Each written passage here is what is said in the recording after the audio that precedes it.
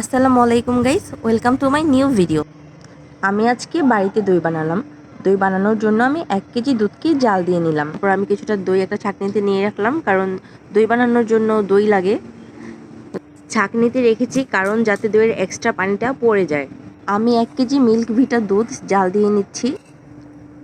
দুধে পরিমাণ মতো চিনি দিলাম, প্রায় বড় চামচের 4 চামচ চিনি দিয়েছি। ভিডিওটা স্কিপ চুলা হয়ে অফ গেছে। করে দুধটাকে কুসুম গরম করে নিব। আমি মাটির হাঁড়িতে দই বসাবো, তাই মাটির হাঁড়িতে আমি আমার ছাঁকনিতে ছাকা দইটা নিয়ে ফেটে নিলাম।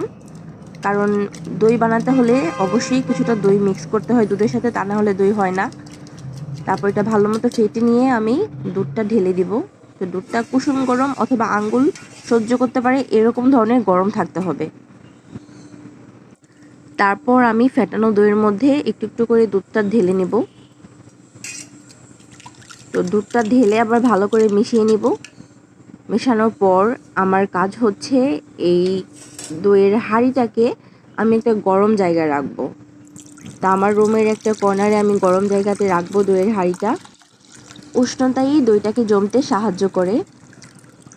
তো কারো কাছে যদি মাটির হাঁড়ি না থাকে তাহলে সে যে কোনো প্লাস্টিকের বক্সে বা স্টিলের বক্সে রাখতে পারবে। তার সুবিধা মতো যে কোনো কিছুতেই রাখতে পারবে। আলহামদুলিল্লাহ, আমি যখনই দই বসাই তখনই আমার দই বসে এবং আলহামদুলিল্লাহ মোটামুটি 95% পারফেক্ট হয়। এখন আমি দুধের হাঁড়িটার উপর একটি প্লেট দিয়ে ঢেকে রাখবো। তার উপরে আবার কম্বল দিয়ে চাপা দিয়ে দিব যাতে গরম থাকে। উষ্ণতাই দইটাকে জমতে সাহায্য করবে। 5 থেকে 6 ঘন্টা পর দেখা যাক কি হয়েছে, দইটা জমেছে কিনা তোমাদেরকেও দেখাবো।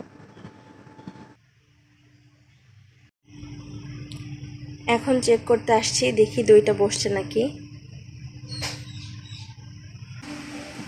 আলহামদুলিল্লাহ, দইটা ভালো করেই জমেছে অ্যান্ড খুব ভালো হয়েছে।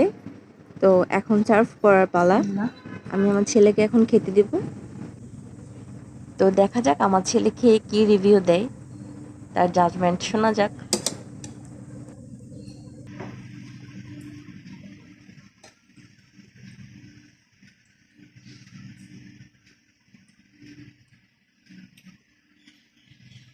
বাবা, কেমন হয়েছে? মজা হয়েছে?